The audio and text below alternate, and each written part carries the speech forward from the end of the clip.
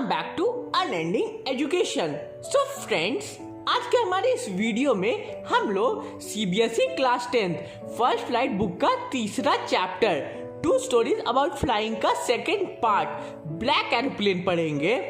तो दोस्तों, अगर अभी तक टू स्टोरीज अबाउट फ्लाइंग का पार्ट 1 नहीं देखा है तो कोई बात नहीं, मैंने उस वीडियो का लिंक नीचे डिस्क्रिप्शन में दे दिया है और एंड स्क्रीन में लगा दिया है, जरूर से देख लीजिएगा। सो फ्रेंड्स, इस वीडियो में होने क्या वाला है उसका मैं आप लोगों को रफ आइडिया दे देता हूँ। ये जो स्टोरी है वो बेसिकली एक पायलट के बारे में है जो फ्रांस से इंग्लैंड जा रहा होता है अपने पुराने प्लेन से, जिसका नाम डकोटा था। वो बहुत ही ज़्यादा खुश था क्योंकि वो बहुत दिनों बाद अपने फैमिली से मिलने वाला था और उनके साथ टाइम स्पेंड करने वाला था। लेकिन एक ट्विस्ट आता है, वो भी बहुत बड़ा। उस पायलट के सामने बहुत सारे काले बादल आ जाते हैं जो कि बहुत ही ज़्यादा खतरनाक थे और उनसे बच पाना बहुत मुश्किल था। लेकिन उस पायलट ने अपनी हिम्मत नहीं हारी और सीधे उन क्लाउड्स के अंदर चला गया। तो आज इस वीडियो में हम लोग देखेंगे कि क्या वो पायलट उस खराब मौसम से बच पाता है कि नहीं। तो फ्रेंड्स, वीडियो शुरू करने से पहले मेरी आप लोगों से छोटी सी रिक्वेस्ट है, अगर आपको मेरा ये वीडियो पसंद आए तो प्लीज इसे लाइक कर देना, साथ ही वीडियो को शेयर कर देना और वीडियो बहुत ज़्यादा अच्छा लगे तो हमारे चैनल को कर देना सब्सक्राइब और बन जाना हमारे इस छोटे से यूई फैमिली का सदस्य और मेंबर। तो चलिए दोस्तों, फटाक से शुरू करते हैं इस स्टोरी का लाइन बाय लाइन एक्सप्लेनेशन, वो भी कंप्लीट चैप्टर का। मून ईस्ट की तरफ आ रही थी और ठीक उसके पीछे तारे चमक रहे होते हैं। आसमान भी इतना साफ था कि तारों का चमकना साफ साफ देखा जा सकता था। आसमान में एक भी बादल नहीं होते और वो पायलट बहुत ही ज़्यादा खुश था कि लोग उसके नीचे सो रहे होते हैं और वो आराम से उनके ऊपर आसमान में उड़ रहा होता है।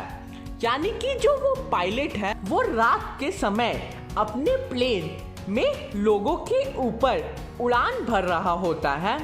वो पायलट अपनी पुरानी प्लेन जिसका नाम डकोटा था उससे फ्रांस से अपने कंट्री इंग्लैंड जा रहा होता है। वो अपनी छुट्टियां के बारे में सोचता है जो वो अपनी फैमिली के साथ बिताने वाला था। वो अब अपनी घड़ी की ओर देखता है और वो टाइम रात के 1:30 हो रहे होते हैं। अब वो सोचते हैं कि उसे पेरिस कंट्रोल रूम को कॉल कर लेना चाहिए। जैसे ही वो पायलट नीचे की ओर देखता है उसे शहर में लगे लाइट्स साफ साफ दिखने लगते हैं। अब वो अपने रेडियो को ऑन करते हैं और बोलते हैं कि Paris control Dakota DS-088 hair, क्या आप मुझे सुन सकते हैं? I am on the way to England, over.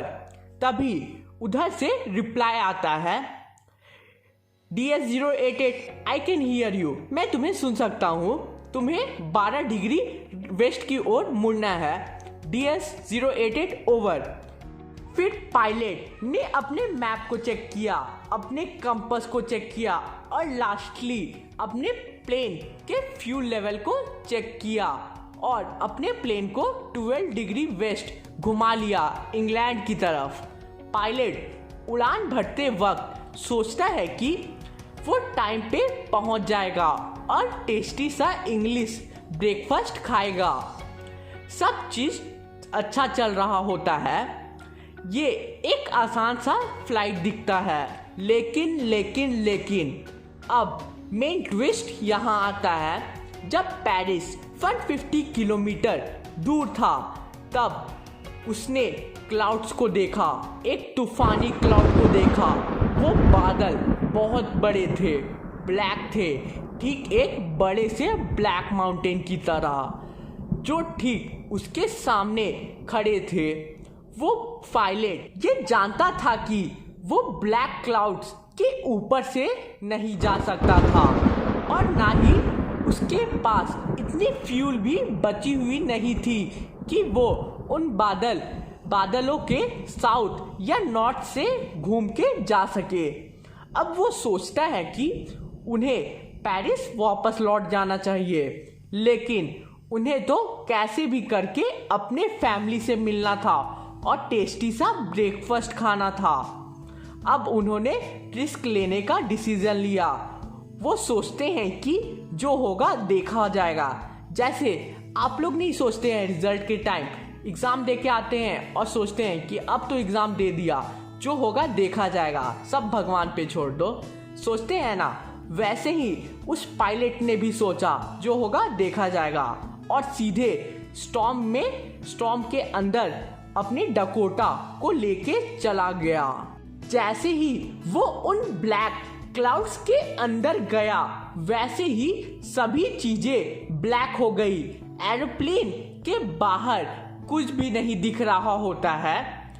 वो ओल्ड प्लेन हवा में उछल रहा होता है और इधर उधर हिल रहा होता है।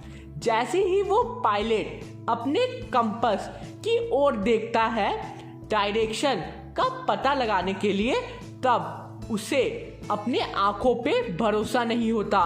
वो एकदम शॉक हो जाता है। कंपास का नीडल बिना रुके गोल गोल घूमे जा रहा था। वो कंपास अब खराब हो चुका था। बाकी के एरोप्लेन के इंस्ट्रूमेंट भी अब खराब हो चुके थे। फिर उन्होंने रेडियो को ट्राई किया, पेरिस कंट्रोल, क्या आप मुझे सुन सकते हैं? लेकिन कोई भी जवाब नहीं आया। अब रेडियो भी खराब हो चुका था। अब उस पायलट के पास ना ही रेडियो था ना ही कंपास था और उसे ये एग्जैक्टली पता भी नहीं था कि वो है कहाँ।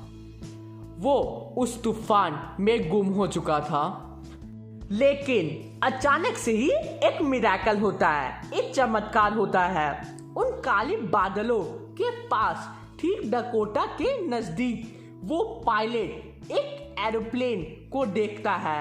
उस प्लेन में कोई भी लाइट्स नहीं लगे थे, लेकिन वो पायलट उसे देख सकता था क्योंकि वो प्लेन मेरे बगल में उड़ रहा होता है।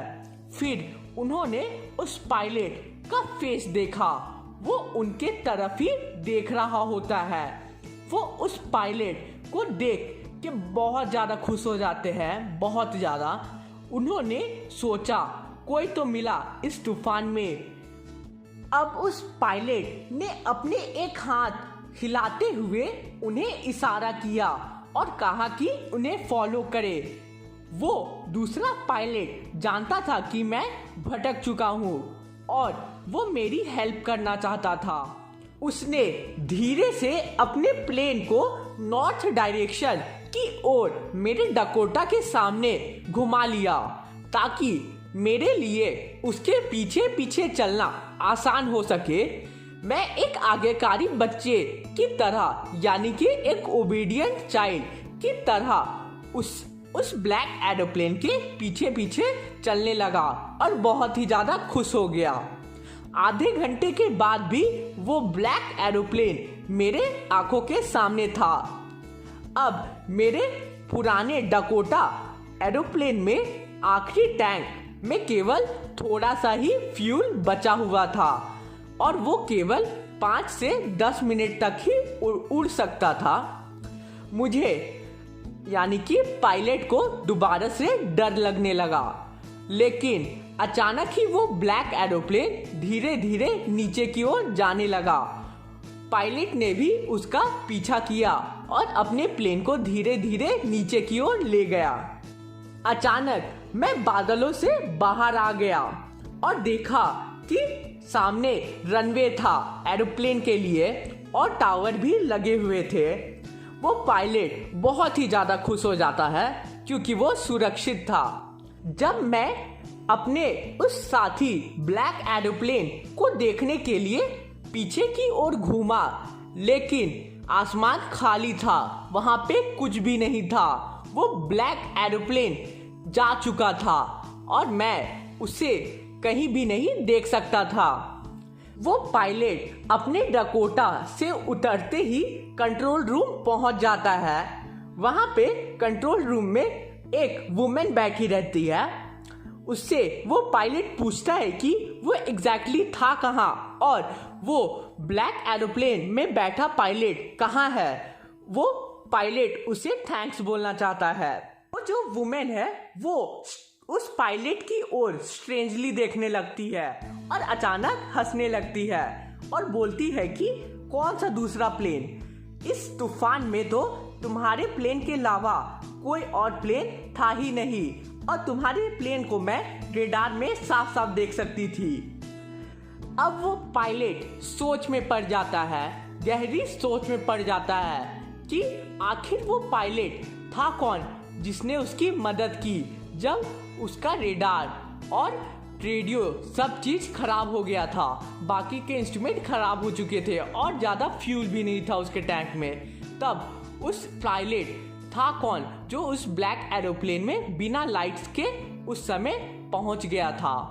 So friends, this was the full explanation of this chapter. तो फ्रेंड्स, आप मुझे कमेंट करके जरूर बताइएगा कि आखिर आपको क्या लगता है वो ब्लैक एरोप्लेन में कौन होगा और उस पायलट की हेल्प किसने की होगी। मुझे आपकी कमेंट को पढ़ने में अच्छा लगेगा। So please comment. सो मिलते हैं नेक्स्ट वीडियो में और सब्सक्राइब करना तो नहीं भूलना। Thanks for watching the video.